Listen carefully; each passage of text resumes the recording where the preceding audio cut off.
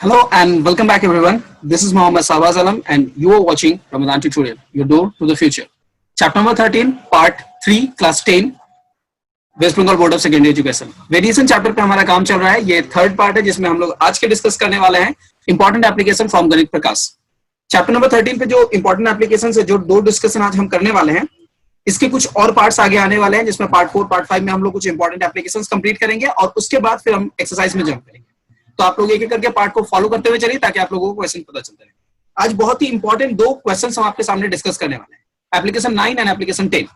Application 9 जो है उसके बारे में सबसे पहले क्वेश्चन को पढ़ लेते हैं. स्क्रीन पर आप क्वेश्चन देख सकते हैं. कुछ इस तरह से क्वेश्चन दिया गया है. In our factory 42 machines are required to produce a given number of iron articles in 63 days. साफ समझ में आ रहा है. 42 मशीन्स की जरूरत है अगर किसी चीज का प्रोडक्शन करना है 63 डेज में. तो कितना क्या प्रोडक्शन करना है, कितना करना है, मैटर नहीं करता है. 42 मशीन्स चाहिए, 63 डेज है. तो दो चीजें आपके पास वेरिएबल है. जब भी आप इस तरह के चैप्टर से क्वेश्चंस को पढ़ें तो जो भी डेटा दिया गया है उसे हमेशा नोट डाउन करें. तो आप देख पा रहे हैं मशीन्स के बारे में बात की गई है जिनको मैं एम कंसीडर करके लिखता हूं 42, और इसके रिस्पेक्ट में कहा गया है कि डेज की बात की गई है 63. ये आपको याद रखना है. आगे बढ़ते हैं. Let us calculate by applying the theory of variation. तो थ्योरी ऑफ वेरिएशन को अप्लाई करना है. ये क्वेश्चन में यहां से पता चलता है कि वेरिएशन चैप्टर का ये क्वेश्चन है. That we have to find out what required to produce a given number of iron articles in 63 days. So 63 sorry, how many machines would be required to produce the same number of iron articles in 54 days. तो अब यहाँ पर बोल रहा है कि machines का requirement कितना होगा, ये आपको फाइंड आउट करना है. यहाँ जो डेज है वो बोल दिया गया है, जैसा कि हम डेटा देख पा रहे हैं 54 डेज दिया गया है. 54 डेज. अब इससे पहले कि मैं इसका कैलकुलेशन स्टार्ट करूं, मैं आप लोगों के साथ कुछ डिस्कस करना चाहता हूं जो बहुत इंपॉर्टेंट है. वो डिस्कशन ये है, मुझे ये बताइए कि machines और इन दोनों का जो रिलेशन है ये कैसा है. मतलब अगर मैं आपको मशीन 42 दे रहा हूं, आप 63 डेज लगा रहे हैं. अगर मैं आपके पास मशीन सडनली बोलूं कि एक ही मशीन बचा है तो आपको डेज क्या लगेंगे? ऑब्वियसली डेज आपके पास बढ़ जाएंगे क्योंकि वर्कलोड एक मशीन से उतना काम को करने के लिए डेफिनेटली प्रोडक्शन में आपको ज्यादा टाइम लगेगा. ये रिलेशन समझना है. मशीन और डेज के बीच का जो रिलेशन है वो ऑलवेज एक दूसरे के इनवर्स में होल्ड करता है. तो अगर आपने टेक्निकली सोच कर ये बात क्लियर कर ली कि जब आप मशीन को रिड्यूस करोगे तो डेज बढ़ जाएगा, तो इससे आपको पता चल गया कि मशीन और डेज के बीच का जो रिलेशन है ये इनवर्स रिलेशन है. ठीक है, ये इन दोनों के बीच में जो रिलेशन है वो इनवर्स वेरिएशन होल्ड करता है. अगर आपने ये समझ लिया कि इसमें इनवर्स वेरिएशन होल्ड करता है, then you just have to write this, m is proportional to 1/d.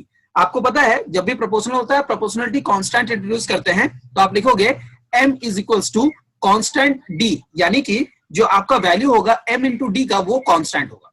Okay, अब देखिए फर्स्ट केस में 42 और 63 है तो आपको पता है ना k की वैल्यू, आप m और k की वैल्यू को पुट कर m और d की वैल्यू पुट कर दो 42 इंटू 63, तो ये हो गया आपका रिजल्टिंग वैल्यू k. अब आप सोच सकते हैं यहां पर एज ए स्टूडेंट मैं आपको बताऊं, अगर आप काम करोगे तो सोचोगे कि सर इसका मल्टीप्लिकेशन करके k की पूरी वैल्यू निकाल लेते हैं. नहीं, हमें फर्दर कैलकुलेशन करना है. तो जब ऐसे सिचुएशंस आते हैं जहां पर हमें और कैलकुलेशंस करने हैं, कभी भी वैल्यू मत निकाला करो. इसको हम आगे कंटिन्यू करेंगे. तो चलिए हमारे पास k की वैल्यू आ गई. अब हम दोबारा इनवर्स वेरिएशन के थ्योरी को यूज करेंगे. md is equals to k. हमारे पास आया है machine into days is equals to constant. क्या क्या पता है, ये हम लोगों ने फर्स्ट केस में कांस्टेंट की वैल्यू निकाली. सेकंड केस को हम यूटिलाइज करने जा रहे हैं. मशीन्स फाइंड आउट करना है तो मशीन्स को मैं m रखता हूं. डेज आपको बता दिया गया 54, तो पुट कर दीजिए. और k की वैल्यू कितनी बोली गई है 42 इंटू 63. साफ देख सकते हैं मशीन को निकालना है अगर, तो मशीन की वैल्यू जो होगी वो होगी 42 इंटू 63 डिवाइडेड बाई 54. चलिए करते हैं कैलकुलेशन और कैलकुलेशन करके लाते हैं आंसर. नहीं, मैं नहीं करने वाला इस क्वेश्चन का कैलकुलेशन. इस क्वेश्चन का कैलकुलेशन करेंगे आप और मुझे लिखेंगे आंसर कमेंट में.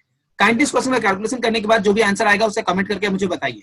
आपके कमेंट्स के बेसिस पर ही मैं आप लोगों के नेक्स्ट वीडियो के बारे में प्लान करता हूं. अगर आप लोग क्वेश्चन के आंसर्स नहीं देंगे तो मैं डेफिनेटली इस सीरीज को बंद कर दूंगा. तो आप लोग इस क्वेश्चन का सॉल्यूशन करें और कमेंट करें मैं आंसर को, ताकि मैं नेक्स्ट क्वेश्चन की तरफ आपको नेक्स्ट वीडियोस की तरफ लेके चलूं. तो चलिए बढ़ते हैं एप्लीकेशन 10 की तरफ. एप्लीकेशन 10 के बारे में मैंने डिस्कस किया कि आज एप्लीकेशन 10 भी हम डिस्कस कर लेने वाले हैं. तो चलिए एप्लीकेशन 10 का डिस्कशन स्टार्ट करते हैं. सबसे पहले क्वेश्चन पढ़ते हैं. तो Sameer Babu takes 2 hours to reach the station from his house by driving a car at a speed of 60 km/h. Sameer Babu की बात की जा रही है. क्वेश्चन पढ़ के ये समझ सकते हैं कि समीर बाबू क्या कर रहे हैं, कार की ड्राइविंग कर रहे हैं जहां उनकी स्पीड जो हो रही है वो है 60 km/h और उनको 2 घंटा लग रहा है. तो टाइम एक फैक्टर है t, जिसमें उनको लग रहा है 2 hours, और इसके रिस्पेक्ट में जो उनकी स्पीड दी गई है वो दी गई है 60 kmph, km/h. ओके, क्वेश्चन में आगे क्या बोल रहा है, let us calculate by applying the theory of variation. तो हमें यहां से पता चल रहा है कि हम लोगों को थ्योरी ऑफ वेरिएशन अप्लाई करना है। क्या करना है आगे, how much time will be take to reach the station from his house if he drives at a speed of 80 kilometre per hour. तो आपको बता दिया गया अगर स्पीड 80 किलोमीटर पर आवर रख कर दिया जाए तो इस टाइम पे उनको टाइम कितना रिक्वायर्ड होगा। तो दोबारा, इससे पहले कि मैं क्वेश्चन का कैलकुलेशन स्टार्ट करूं, मेरी सवाल हो गया आपसे, आप मुझे सोच के बताएं टाइम स्पीड इन दोनों का रिलेशन कैसा है। टाइम आपको 2 घंटा दिया जा रहा है, 60 की स्पीड में जा रहे हो, ठीक है, किसी पर्टिकुलर पोजीशन तक आपको पहुंचना है। स्टार्ट कीजिए एक पॉइंट से, एक पॉइंट तक रीच करना है, रीच करने के लिए 2 घंटा टाइम है, आप 60 किलोमीटर का टाइम ले रहे हो। अगर मैं 1 घंटा का टाइम दे दूं तो आपको डेफिनेटली अपनी स्पीड बढ़ानी पड़ेगी, तो टाइम कम करने पर स्पीड बढ़ानी पड़ेगी। तो रिलेशन क्या एस्टैब्लिश हुआ, टाइम कम किए स्पीड बढ़ गया, यानी कि एक दूसरे के इनवर्स में आया। तो यहां पर भी आपको पता चल रहा है time and speed they are inversely related, ठीक है, दे आर इनवर्सली रिलेटेड। तो इसका मतलब आप लिखोगे time is inversely proportional to 1 by speed. पिछले क्वेश्चन की तरह इसमें भी प्रोपोर्शनलिटी कांस्टेंट इंट्रोड्यूस करोगे के, आप ये कांस्टेंट कुछ भी ले सकते हो। तो हमें क्या मिलेगा, S T is equals to constant. चलिए फर्स्ट कंडीशन को यूज करते हैं, 260, और आपको देख सकते हैं यहाँ पे 2 आवर है, ये 60 kmph है, तो यूनिट सेम है, इसलिए हम लोग यूज कर सकते हैं डायरेक्टली। आपको कुछ एडवांस क्वेश्चन में दिखेगा कि इसके जो यूनिट्स है वो डिफरेंट होंगे, तब हम लोग यूनिट कन्वर्जन भी करना पड़ेगा। तो हमारे पास के की वैल्यू आ गई 2 × 60, और मुझे पता है कि आप लोग अब कहेंगे सर मल्टीप्लीकेशन की जरूरत नहीं है क्योंकि हमने क्वेश्चन को आगे कैलकुलेट करना है। तो हम लोग लिखेंगे दोबारा s × t is equals to constant. अब s की वैल्यू क्या है, हमें s की वैल्यू दी गई है 80, टाइम हमें कैलकुलेट करना है, और कांस्टेंट की वैल्यू हमारी आई है 2 × 60। चलिए करते हैं इसका कैलकुलेशन। t की वैल्यू क्या आएगी, 2 × 60 डिवाइडेड बाई 80। कैलकुलेशन करेंगे, नहीं, फिर से कैलकुलेशन आप करेंगे और सेकंड क्वेश्चन का एप्लीकेशन का आंसर करेंगे।